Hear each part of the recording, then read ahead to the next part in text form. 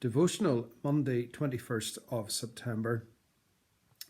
Gladys Aylward, who was often known as the Little Woman, was a missionary to China more than 50 years ago.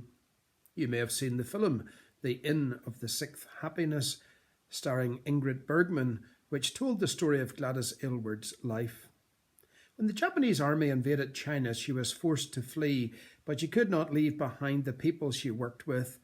With only one assistant, she led more than 100 orphans over the mountains to freedom.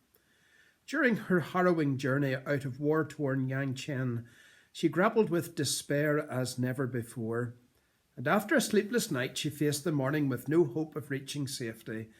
A 13-year-old girl reminded her of their much-loved story of Moses and the Israelites crossing the Red Sea. "But I am not Moses," Gladys cried in desperation. "Of course you aren't," said the girl, "but God is still God." And in those words, Gladys Aylward rested her faith and eventually made it to free China with all 100 orphans. Gladys and the orphans made it through. God was with them on the journey and waiting for them at the end. And this is true of whatever we face in life.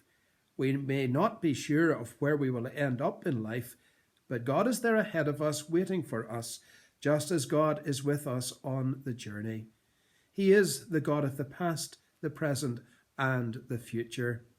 When going through the anguish of a broken relationship, when facing up to sorrow, when making those difficult decisions, when going through financial crisis, in the midst of a terrible situation, when struggling with health, God is with us.